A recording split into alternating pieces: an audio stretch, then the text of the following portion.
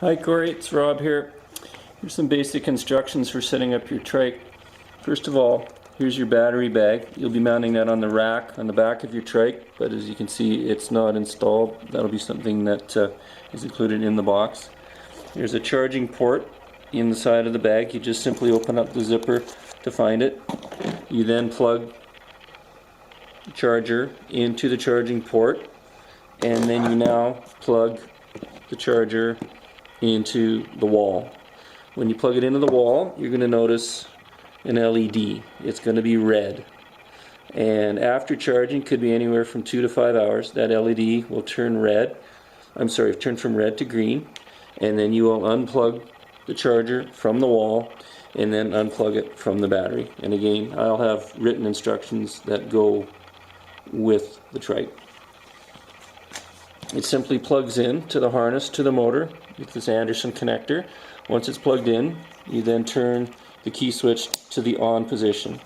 I'd recommend separating these keys and keeping the spare key in a safe place. If you lose it, we'd end up having to replace this lock cylinder.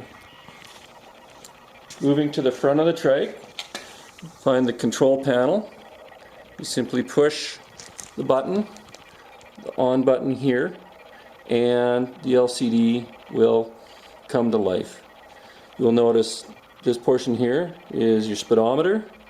You'll notice this is your battery indicator, and fully charged you can see you've got full bars all the way across the indicator. And as it discharges, it will move from right to left, and you'll probably get about 50 kilometers range before it actually starts to move. And I'd recommend charging it about every 50 or 60 kilometers, and you could expect about up to 130 kilometer range on power level number 2. So what I mean by power level number 2, you'll notice here where it's on eco. When the system turns on, it starts on eco, and by pushing this button here on your thumb selector, it's now moved to Tour, now Speed, now Turbo. Those are the 4 levels that you're able to choose from, and you simply maneuver back down through, down to Eco, and then to Off. You'll see the Off sign that's just come on. That is what's involved in changing the power levels. That's the amount of assist. So when you first turn the system on, it's best to let it stabilize for about 5 seconds before you actually put your feet on the pedals. And again, this is all in the instructions. If you put your feet on the pedals, then turn the system on, sometimes the power assist can be a little bit sketchy. You'll notice controls here. You'll notice odometer. That's your master odometer, just like in your car. You push the information button here. It now moves over to trip.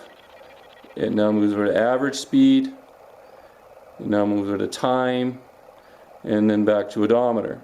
So we'll push it one more time, and again you have redundant controls down here as well. You've got the information button here right in the middle that you can push and scroll through.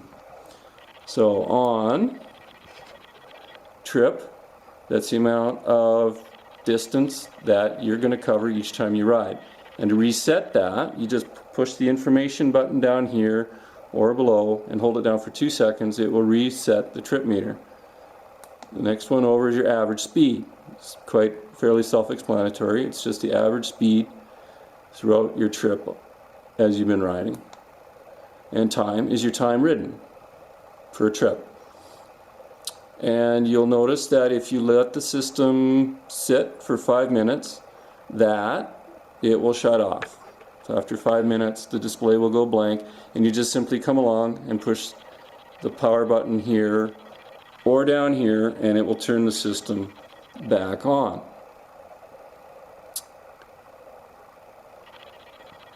To get, let's say you want to ride at night or in dusk, all you have to do is push this one more time, and you'll see that now you've got a backlight situation. So it allows you to ride at night. Push it again, and the backlight goes off. So back to the power settings. We're going to push positive there, and now we're up on eco. I'd say most of the time you're probably going to find yourself riding on tour. You come to a hill, you're going to want to put it on speed or turbo, and it's just like riding a regular bike now. You've got to gear down on the hill, and again, this is all part of the written instructions. So to gear down, you've got your gear selector here, and it's got a little gauge on here, 1st through 7th. It's kind of hard to read while you're riding, but you'll soon get the hang of it. You've just got to make sure you get it down in about 1st or 2nd gear if you come to a steep hill, just like if you ride normally. Its greatest strength is its greatest weakness. You're utilizing the gear reduction through the drivetrain of the trike, through the motor unit on the front, and it will get you up a very steep hill. But if you happen to be in the wrong gear, if you're up in 7th gear and you come to a steep hill and the pedals are not turning, you know you're in the wrong gear. It's time to turn around, go back down, get it in the correct gear, and go back up the hill in a lower gear and put it up on speed or turbo. And you don't have to push the pedals hard at all. You just have to touch the pedals and you'll feel the power, and it will get you up the hill. The motor has what's called a torque sensor. It means it's sensing how hard you're pedaling. What that means, if you're pedaling lightly, you'll get a little bit of power. If you're pedaling harder, you'll get more power. This is more noticeable in the higher power level settings of turbo and speed. You push lightly, you get a little bit of power. Again, you push harder, you'll get more. But say, for example, you're riding along and you're on power level number 2, which is tour, and you want more speed because you're pushing hard on the pedals and you want more speed or more power, then you just simply push up with your thumb. I'm using my right hand, but of course you'll be using your left, and that'll take it up to the next power level. Well, you'll get more power. Now, that's pretty much covers everything in the power department, except when you shut the system off, you just hold this one down and the system turns off, and then you go back to your key switch on your battery bag, and you're just going to turn the key switch off, just like that. There is what's called a speed sensor on the back. This is the magnetic pickup for the speedometer.